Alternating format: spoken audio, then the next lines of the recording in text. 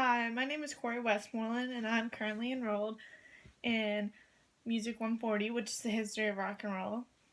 And for my time capsule project, I chose the following 10 songs: Carrying Your Love with Me by George Strait, Front Row Seat by Josh Abbott Band, Live Your Life by T.I., Off the Record by Aaron Watson, Man in the Mirror by Michael Jackson, Show Goes On by Lupe Fiasco, Friends in Low Places by Garth Brooks, The Devil Went Down to Georgia, You Got It Bad by Usher, and Not Afraid by Eminem. Um, the 5 songs I'm going to pick to talk about, I'll do them in order. The first one is Carrying Your Love with Me by George Strait. I picked this song because it's one of my all-time favorites. I'm a big country music fan, and it just not necessarily tells a story, but it demonstrates his love for a woman, and it's a beautiful song to me, and I've always appreciated it a lot. And I think that further generations would also appreciate it if they like country music the way that I do. I know everyone's taste is different, but the second song I'm going to talk about is Live Your Life by T.I. It's also one of my favorites, which is why I picked it, but anyone that listens to it could view it a different way, which is why I like it. You could use it as motivation or whatever you take it as. And I just think that it's not meant to affect just one certain person.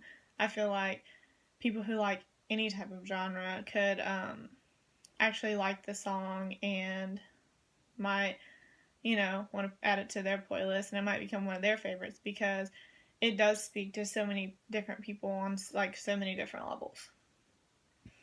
The third song I'm going to talk about is Friends in Low Places by Garth Brooks. Garth Brooks is my all-time, hands down, favorite artist, and he writes most of his songs, which is really cool. One of the main reasons that I like him. His voice in the song actually is what stuck out to me the most. That's why I like it so much, or began to like it so much. I just think that it's kind of comical, but if you like country music, again, you can relate to it, and who knows, the generation that opens this time capsule might even find it really interesting, and they might like it, and it might get caught in their head like it got caught in mine. The fourth song I'm going to talk about is Not Afraid by Eminem. Some people of my generation call Eminem the rap god, which I would agree with, really. He's very musically talented, and he's good at what he does. And whether it's this song or another song, it speaks to everyone that's been at the bottom and that goes, that has to make their own way to the top. And I think that's his goal in all of his music.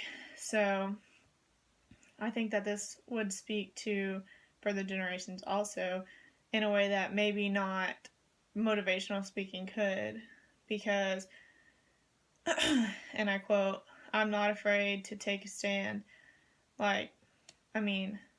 That's enough motivation as it is. He's speaking about his life story and how he came up, and I think that could motivate the next generation, The last song I'm going to talk about is You Got It Bad by Usher. R&B speaking, Usher is definitely my favorite. Always has been. He's been around for a while, so it's kind of classic. Just the way he sings the song, I think his voice is really pretty. But it's talking about, you've got it bad for someone when, and then he lists all these different scenarios. And, I think a lot of people could actually relate to that. And it kind of, makes you think, like, oh, maybe, maybe someone would listen to that and realize, oh, yeah. But, I think that R&B was a huge, culture change, and like I think it's evolved a lot over the years, and it's a lot different than it used to be, but it's also the same in a way. And I've always preferred R&B, so I think that it would be really cool for the next generation that opens this to be like, oh, this is what it sounded like back then. The same goes for the rest of the 5 songs I picked. I think that it would be awesome for um, the next generation to open them and see what we listened to and what we liked. And that's why I picked my songs. Thank you.